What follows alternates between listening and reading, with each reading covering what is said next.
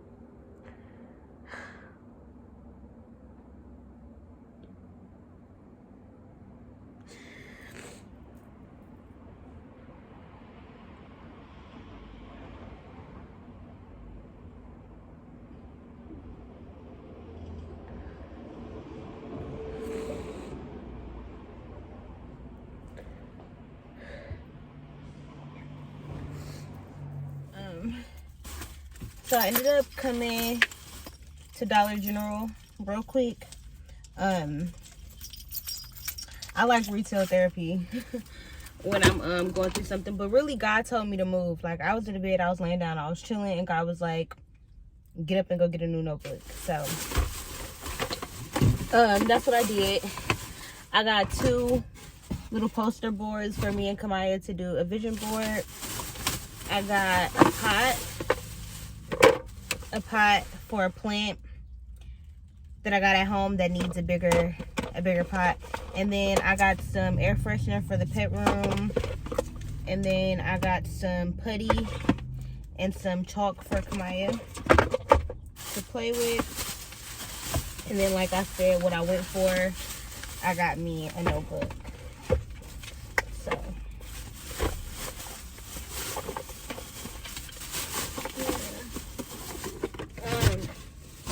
now I'm just gonna stop at the gas station.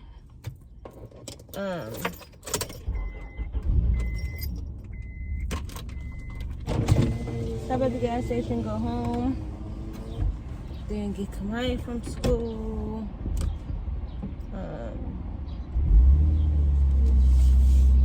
Yeah, I wish I could get her that that little pool thing, but we don't got no space. We don't got no space by my house. Like, I don't got no backyard or nothing.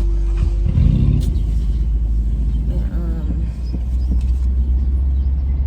yeah, we haven't told her about patience, so she don't go out on the balcony no more. It be shit going on in my life, man, I swear. Okay. Yeah.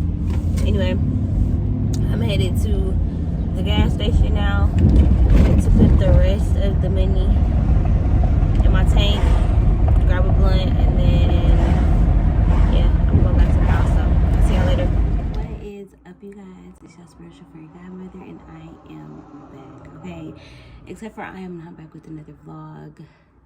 I'm back with a smoke session. Kinda, I guess it's a smoke session kinda slash vlog. I do want to insert in some clips of kind of just the week. So if you guys got a blunt, if y'all got some tea or some wine, coffee, some water, shit, whatever, go ahead, get you something and put the video on, go ahead, take a listen while you doing something or whatever. I pretty much just want to talk about my grieving process, life after losing a significant other. Yeah, I think grief is different, not only for every person, but for every different situation. Like, we don't just grieve people, but we grieve situations and lifestyles and different stuff like that. And I'm noticing that a part of grieving a significant other is also grieving plans that you guys had together,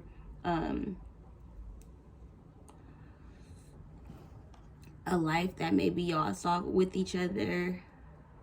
It's like all of that has to be reimagined or rethought about. And I try not to think about that stuff. Like, I already be like, dang, like, I don't even want to date in this day and age. Like, I always told Jonathan, like, I don't want to date. Like, I'm so happy I found my person because I don't want to date ever again. I've even said that in vlogs, I'm pretty sure. And it's like I be having to tell myself, like, Caprice, you shouldn't be thinking about this. Like, this isn't something that even matters right now. But that's, I feel like, me being in denial, because that shit does matter.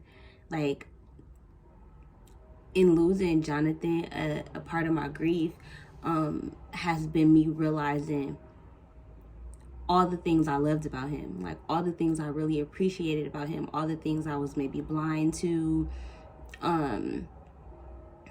how I want to love, the things that I adored about how he loved me, you know. So it's like I already am in a state of, this is what Jonathan was here for. He taught me, like, this was his role in my life. He taught me how to love myself, how to be a woman. I changed so much in the 2 years that I look back on pictures and we literally look like kids. We look like children. And it's like, he taught me so much self-worth. He taught me how to handle situations and relationships. He taught me that somebody will love me unconditionally, and I can love somebody else unconditionally. No matter what we go through, no matter what happens in life, no matter where life takes us, I'm capable of loving somebody unconditionally, and they're capable of loving me. There are people in this world who are capable of loving me. And I just feel like I've been giving myself so much grace during this time. Like, I cry. Some days I'll be mad at Jonathan. Some days I'm wondering, like, is he around me? Because y'all know I'm spiritual. I believe in spirits. I believe that I've talked to my own ancestors and other people's ancestors and, you know, stuff like that. But with Jonathan, it's like, where did he go? Like, did he reincarnate? Like, is he gonna reincarnate into my next husband? Like, am I still gonna have a life with him? Or am I gonna meet him in the next lifetime? Like, is he in eternal peace? Like, is he with our kids? Because it's like, if I be selfish and want to believe that he's gonna reincarnate to me, does that mean he is without our children? It's like, I go through so many different phases in a day of what his reality is like, and I miss him and I care about him. So it's like, I still wonder what he going through. Like, did he learn all of life's lessons? Like, is he fully enlightened now? Like, what is he up there doing with the kids? Like, is there a process where he has to go sit down and review his whole life first? Do he get answers that he always wanted to know? Like, is he watching us? Like, do he even care about his life that he already had now that he's there? It's like so many unanswered questions and so much angst, because it's like there's a whole future that I have no knowledge about, you know. Like, you could think you know something, you could think, you know, I saw this, and because I've had visions, and so has Jonathan. We've had deep spiritual conversations about what we saw for ourselves, and it's like, so what was that? Like, it wasn't false. I know that it wasn't false because I felt it. But it just makes you question everything. And I don't want to question God, but at the same time, it's like, I do. Because, like, how do you find answers if you don't question something? Like, how do you get the answers? Like, how do you figure out if you don't stick around and wait for the answer? And I feel like a lot of the time, truth hurts. And I think that's one of the things that I deal with. I'll text somebody something and then I'll hurry up and block them before I can hear their truth, or before I can get rejected because I think somebody's going to say no if I ask for something, or little different stuff. Is like I run from the truth sometime. And in his passing, a lot of truth has been revealed to me. And it's like sometimes I question, like, is this truth? Is this God? Or is this my anxiety? Or is this my own hope? Is this my own, like, you know, sometimes I feel like I don't know. Because, like, with both the babies, both Rhythm and Zion, and we had another pregnancy that we lost as well, but we lost it very early on. During all those moments, I had so much faith. You know, I had a lot of, I was praying a lot, and I was hoping that things were going to be different and things are going to work out. I don't know. You know, they say prayer without works is dead. So I don't know if I was necessarily working on the things that I was praying about, but it was like I had so much trust and faith in God that things were going to work out. And then it was like when they didn't, I questioned it. Like, I remember being in a delivery room and crying out loud to God, like, you say you love me, you say all of this stuff, like, how could you do this, and why did you do this? Like, I'm mad at you. And Jonathan was just in silence. Like, he just let me feel what I was gonna feel and go through what I was gonna go through. And I'm sure he was having his own process as well. But grief has really gave me a peace of mind and kind of gave me a sense of peace. When I was with Jonathan every day, I feel like I was in a constant state of worry just because of our lifestyle at the time. And I was very blind to a lot of what needed to change. I knew what needed to change, but I didn't have the tools to make the changes. And you can't love somebody enough to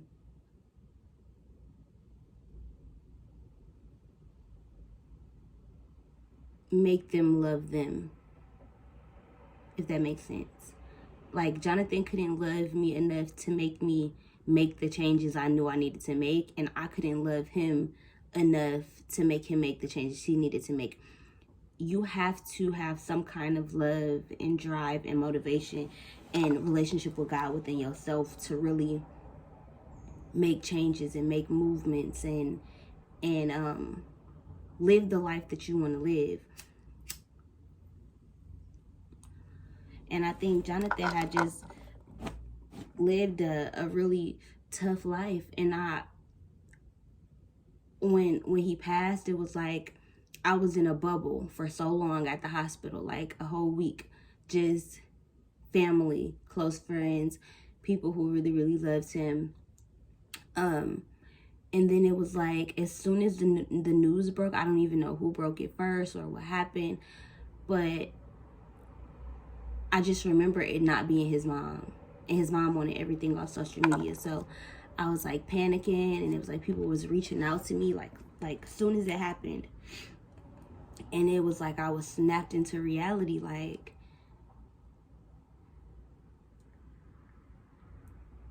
it had became so real to me. And I was able to see like all of these people like posting like old videos of him and old pictures.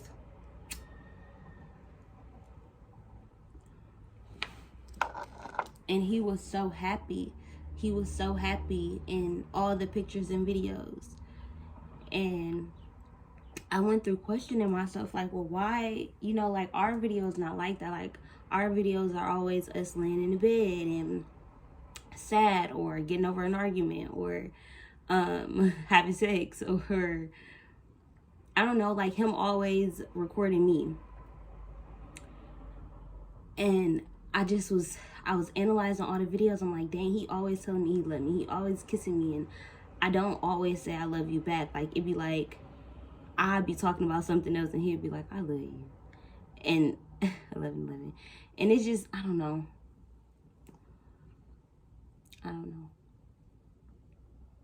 I just, in the videos, I just see his love all over me, you know? But it was like in the beginning, you see all these happy videos and it's like, dang, they knew a version of him that I didn't really get to meet. Like, I knew him as a kid, but I don't remember knowing him. He told me the stories. Like, he came to my house and we kissed, and we had plenty of messages on Facebook from like 2013 and 2009 and a long time ago. But it was just like, I questioned if I was the problem, like if I was his sadness, if I was, you know. And then God really just started to show me, like, through watching all those videos, that like I was there for the last 3 years of his life, and those are really pivotal. Those were really heart-wrenching. Those are really vulnerable moments for him. He had just come out of prison when we met, and he right away came into, I got a kid and a girlfriend, and he grew up. He changed, and he had so many different phases to him, and we went through so much grief together. We were there for each other in the worst of our times. And at first I looked at that like everybody had a piece of him that I didn't. And I was very territorial over him. Like, I just kept replaying everybody's videos, like, oh my God, he laughing and he's so funny and so cute and just so like him, like quirky, and just him, just Jonathan. I'm like, dang, like, they knew Johnny, you know? And I just feel like I got to know Jonathan. And he was a man. He wasn't just happiness. You know, I got to see the most vulnerable parts of him that I'm sure other people got to see too. But in how we showed our love for each other, I feel happy to have been the last woman that he loved. I feel happy that I don't ever have to get over him, or we don't gotta go through no more bad shit with each other, because we went through so much with losing our children, and just, he lost friends, he lost family members, I lost family members. Like, COVID happened, we met in a pandemic, we was in a house, couldn't really go on dates. We met at such a hard time in life. And for him to have spent those last couple years with me, I feel like I had his back. I feel like I had his back. And I feel like he had somebody on his team who just loved the shit out of him. No matter what, loved his flaws, loved his quirkiness, loved his insecurities, loved his laugh, loved his body, his smell, his voice, his charisma, his joy, his everything. I loved everything about that man, even the shit I hated. Even the shit I hated. It was just like, that was my person. He my person. Like, even in the afterlife, like, I feel like I do feel him. I do see him around me, and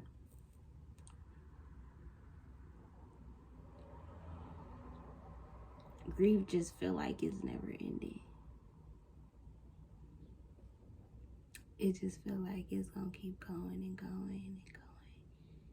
And it's like, I don't want to get over him, but it's like, I don't want to keep being sad. Like, I want to be at peace, and I do feel at peace. But it's like, dang, like, I see pictures or videos, or I just think about the fact that, like, he really not in the house no more, or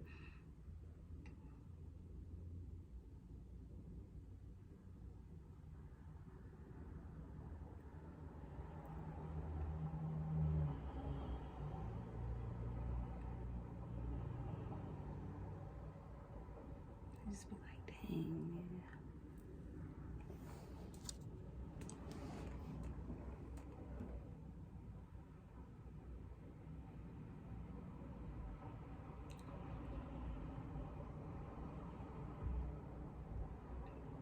Yeah.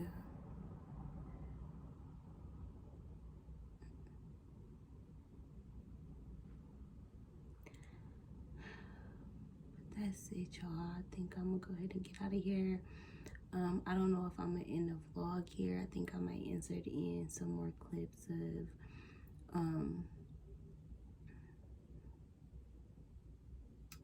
just more of the process, because that's exactly what it is. It's a process.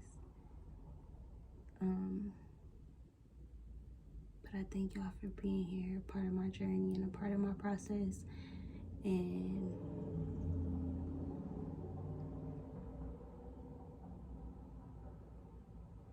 whatever you grieving, whatever you getting over, whether it's a person, a habit, opportunity, a child, a loss,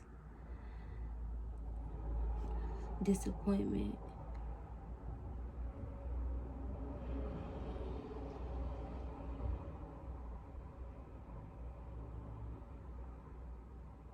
you'll have an understanding soon. I don't want to tell you time will heal it. I don't want to tell you it's going to get better. Because, yeah, all of those things, but I'm never going to be healed from losing my significant other, even if I'm married. I got to celebrate my angel baby's birthdays, not with Jonathan. I'm going to live with that forever. I'm going to live with the week of his death forever. Every year on that week, I already know. It's embedded in my DNA because I heard it to the core. I hurt so hard all that week, all right now, all the time.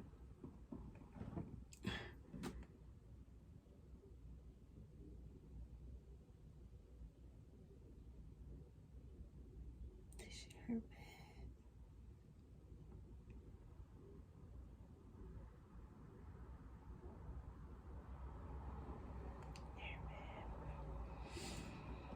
Like I said, I hope you guys enjoyed the video. If you did, give this video a thumbs up, share it to all your social medias, leave a comment down below,